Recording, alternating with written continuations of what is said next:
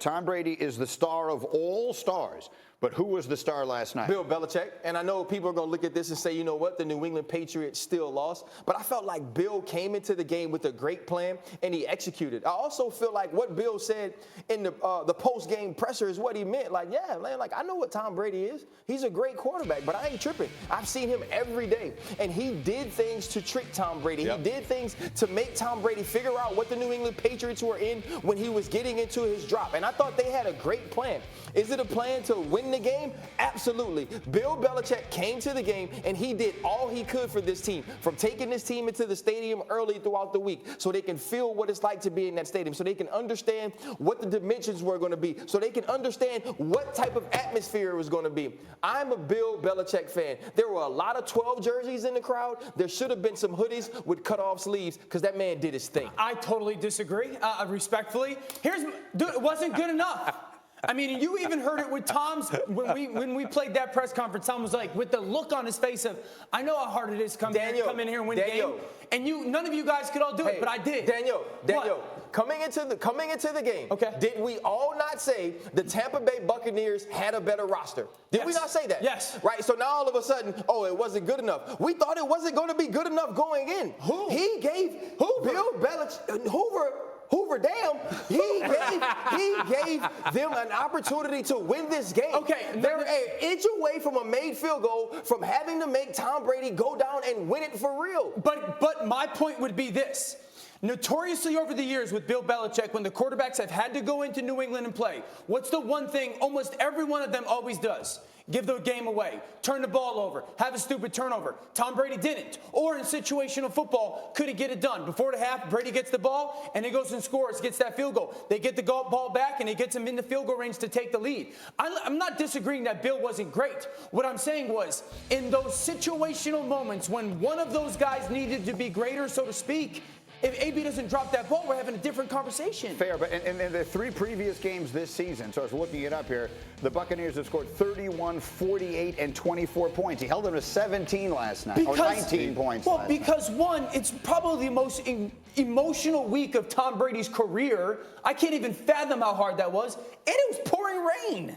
I mean, pouring rain. Yeah, but I'll say this. Go. The guy that won the coaching chess match clearly was Bill Belichick. He can only do what he can do with a roster. Yeah. But let's not overlook, like you're right, he painted a different picture for Brady, made him earn every single thing that he got, you know, with multiple looks, multiple coverages, all that type of stuff.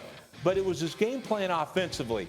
He had to put everything on the back of his rookie quarterback. Let's give Josh McDaniels some love too, because look, and here's the thing: he's got a guy with a pop gun arm. All right, I'm just saying, but realistically, he doesn't. We know he threw 16 incompletions at 15 yards or more last week, and in the rain, that wasn't going to happen. But you saw it even on the game on the line. He gets that angle route to Jacoby Myers is wide open. Unbelievable game plan by Josh McDaniels.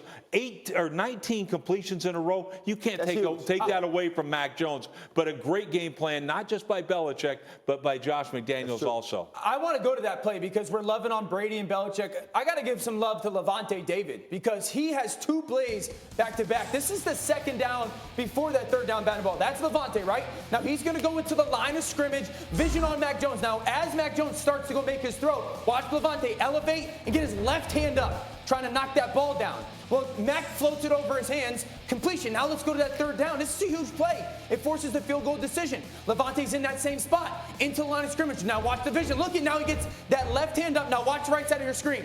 Jacoby Myers is going to pop up wide open. Wide open. No, think about that. That Levante tries it on second down. The left hand is huge, right? You know this. The left hand is huge. You never go right hand. You match the right hand. You match the throwing of the quarterback, and he misses it on second down, then makes it on third down. If he doesn't make that play, we might be having an incredibly different conversation. Oh, so now, if he doesn't make that play, we're having an incredible, different conversation. But Bill Belichick wasn't good enough. I mean, which is it, Dan? I didn't say he wasn't good enough. What I said was, when it mattered the most, Tom Brady made the play that mattered. Like we say, who didn't want to see Nick Folk make that field goal, though? I wanted the ball to be in Brady's hands to win it. But one way or another, Brady looked last night like something got to him. This is a man who has started 9 Super Bowls. But whether it was the rain or it was whatever Belichick did defensively or the emotions of the moment or everything together, he did not look comfortable. No, but again, I was the one who sat here and said that this was not going to be a cakewalk game, that I knew Belichick was sitting there going to sleep at night. There's the pad on my, oh, hey, you know what? Let me do this and this. That's who he is. He's a great football coach. He really is. Game plan specific coach, not just one of these, run-of-the-mill guys. I came in here after the first game of the season on a Friday morning after the Cowboys lost a heartbreaker to Tampa, and I said, that felt like a moral victory, and you yelled at me. Was last night a moral victory of any sort for the Patriots? Hell no. What I told you the last time, man. Losers and monks. But it's not a moral. You think Bill Belichick, a man that has 6 championships, is living for moral victories? You think they walk out of there feeling better or worse about themselves than they did going in? They feel exactly the same way they went in, but worse because their record sucks. Jets fans just rely on does it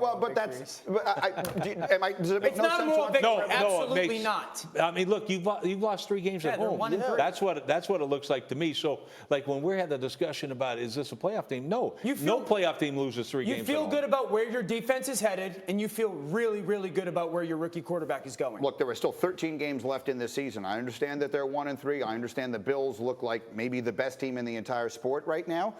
But I think writing off the Patriots after what they did last night feels a little bit early to me.